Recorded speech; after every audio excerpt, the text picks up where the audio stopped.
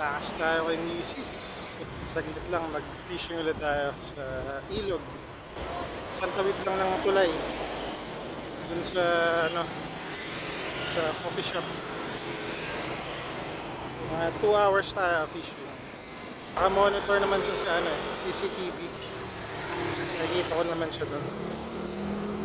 Marami ako nakikitang ano mga hito na umulutang.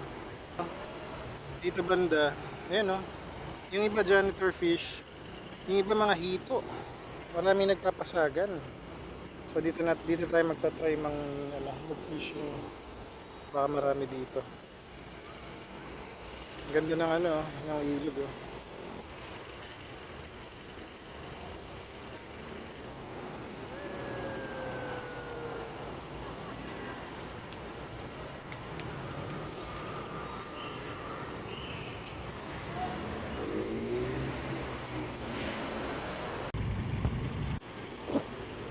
Nulog ko na yung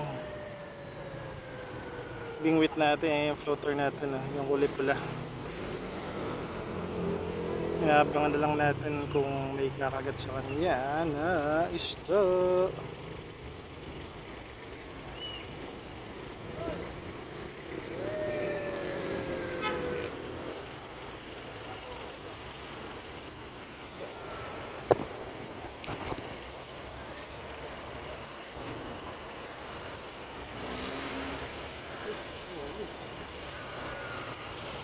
Meron na pala eh.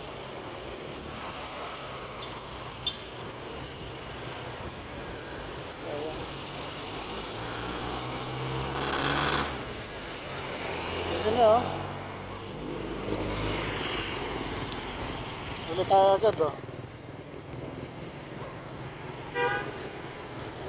Oh, unang drop natin, huli agad.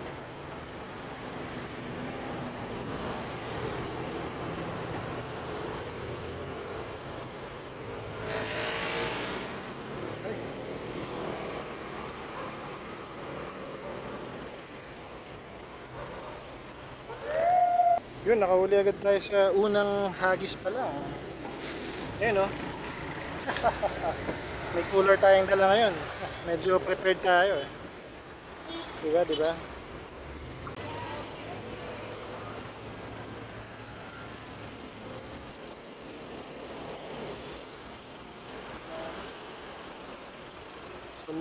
Sumabit tayo, sumabit.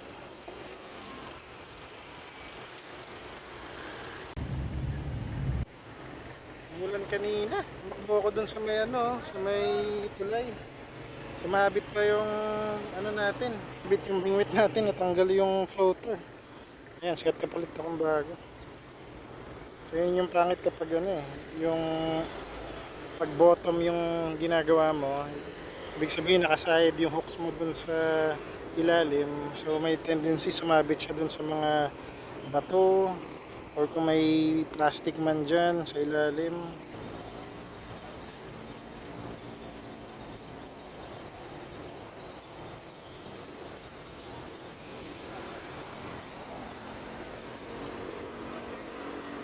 Huli na naman tayo. Itong tilapia na to mukhang patakas na to eh. Tingnan mo. Sinabitan siya dun sa may bandang niya oh. Bandang hasang. Siguro pag hila ko tinamaan siya. Sa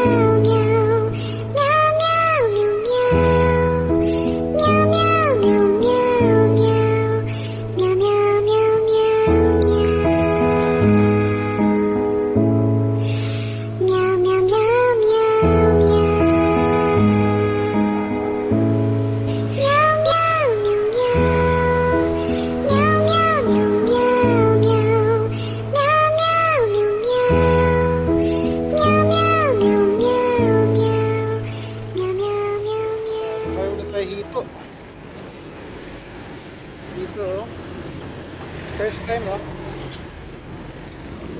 First time tayo nakahuli ng hito.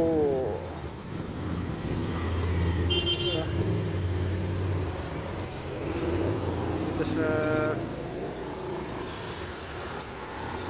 Mandaluyong. Yan, sa ilog, oh. Nakahuli tayo hito. Yan, tumutulong na ako dito.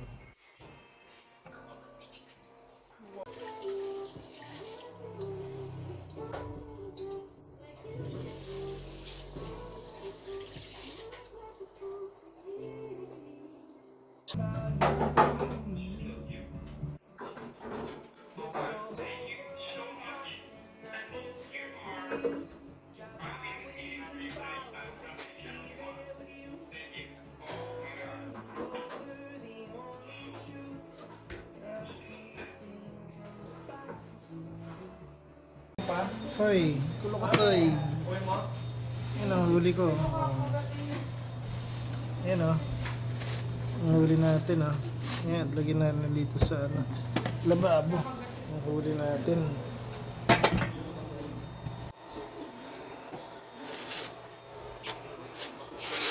Oh, may mga yelo pa. Hindi natin yung yelo.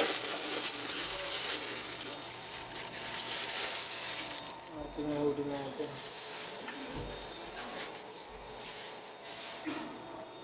Oh. Dito. Dito.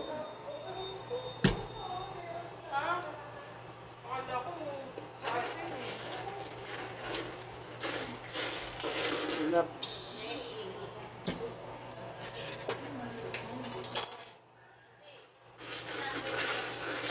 Ito, malaki-laki. Pupulahan. Tilapia. Kain na nga kayong pinapauwi niya sa akin. Kain ng ano ko to. Ganan. Nakain niya to.